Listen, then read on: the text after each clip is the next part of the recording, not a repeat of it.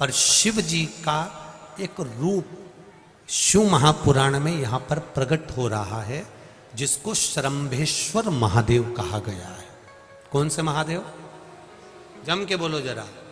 श्रंभेश्वर महादेव। अब एक रूप प्रकट हुआ। कभी कभी हम हमेशा कहते रहे हैं, आज फिर कह रहे हैं, कभी मौका मिल जाए, घर में अगर ज्यादा क्रोध हो रहा हो, चिड़चिड़ प्रवृत्ति हो रही हो, क्लेश ज्यादा हो रहा हो, तो एक बेलपत्र लो। इस बेलपत्र को शंकर भगवान के शिवलिंग पर चढ़ा दो। 5 जगह पर जल चढ़ाना प्रारंभ कर दो। जैसे ये शिवलिंग है, ये जलाधारी है, जलाधारी के बीच में अशोक सुंदरी है, राइट में गणेश, लेफ्ट में कार्तिकेय हैं। जहां पर शिवलिंग रखा हुआ है वो पार्वती जी का स्थान है। ये शिवलिंग ऊपर से जो बूंद बूंद पानी जलाधारी से टपक रहा है, वो शंकर भगवान की 5 लड़कियां हैं, जया, विषहरा, शामरीवारी, दौतली, देव। 5 जगह पर जल चढ़ाना प्रारंभ कर दो। अगर ज्यादा घर में क्लेश हो रहा है, गुस्सा आ रहा है, सब चिड़चिड़ कर रहे हैं, एक बेलपत्री चढ़ाओ, जल भर कर ले गए शिव जी के मंदिर।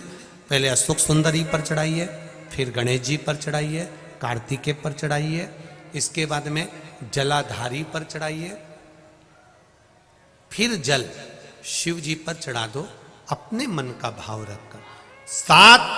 5 मिनट बैठ गए, शिव मंदिर में शंकर भगवान के शिवलिंग का स्पर्श करा। स्पर्श कर कर वही हाथ को लेकर अपने घर पर आ गए। दिल्ली में प्रवेश करते हुए कहीं हाथ लगा भी दिया, क्योंकि ये तो बल है मेरे शिव का, आप अंदर प्रवेश कर जाओ। ज़्यादा से ज़्यादा 8 से 9 मिनट लगता है। घर में कितना भी क्लेश चल रहा होता है, अपने आप 9 मिनट 10 मिनट के अंदर शांत हो जाता है। क्रोध की शांति भी मेरा शिव है। श्रंभेश्वर महादेव क्रोध को संयम रखने के लिए, श्रंभेश्वर महादेव जो आप काट कर लेना वो तो पथभ्रष्ट होता है, जैसे मदिरा के नशे में पड़ गया, कहीं जुए में पड़ गया, कहीं मांसाहार में पड़ गया, कहीं व्यसन में पड़ गया, कहीं गलत काम में अगर कोई जा रहा है, तो श्रंभेश्वर महादेव के नाम से काली तिल भगवान शिव को समर्पित करेगा।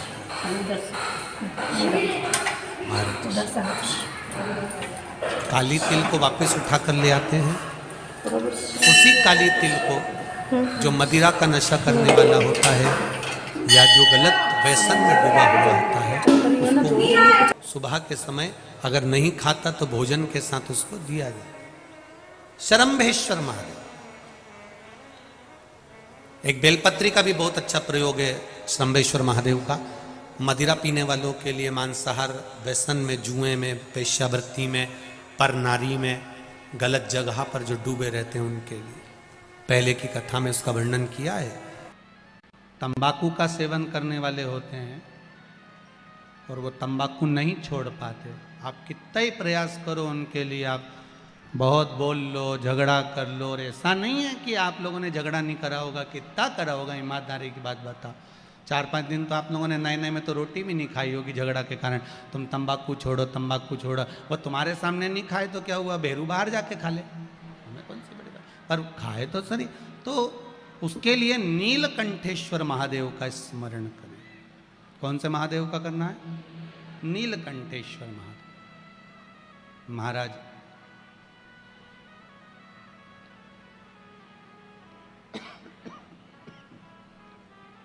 बेलपत्री की छाल,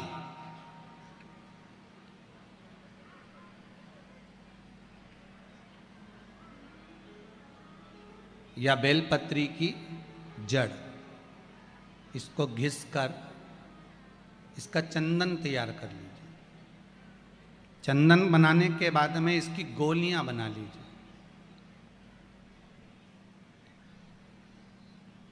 गोली बनाकर शंकर भगवान के शिवलिंग के पास में 7 स्थान पर उसको रख दीजिए। नीलकंठेश्वर महादेव का स्मरण करिए नशे से मुक्त करने के लिए।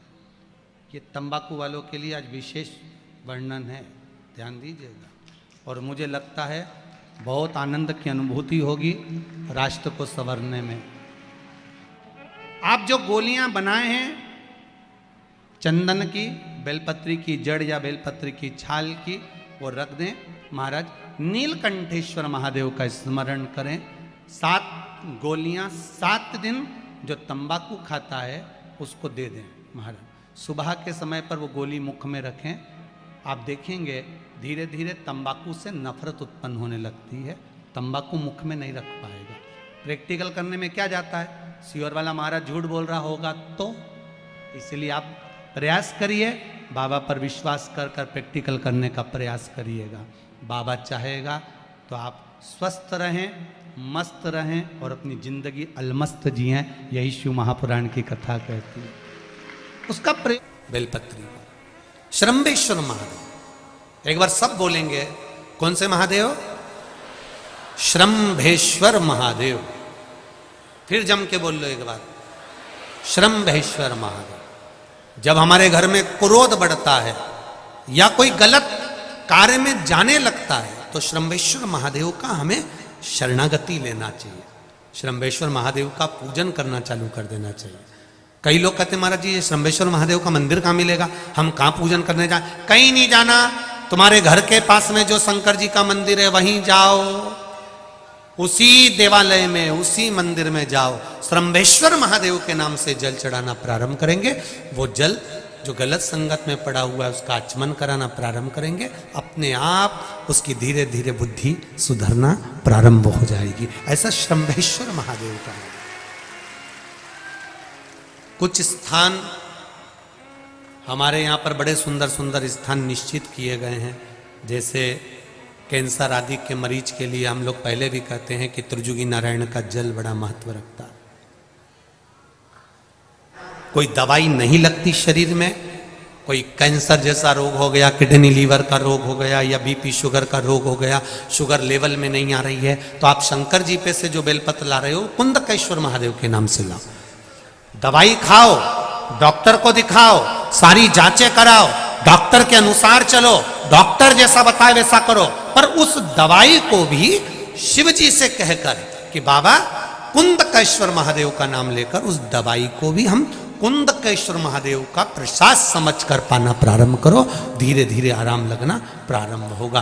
कुंदकेश्वर महादेव रोग मुक्ति के लिए होते हैं और श्रंभेश्वर महादेव बोलो बोलो जरा जम के, व्यसन की समाप्ति के लिए।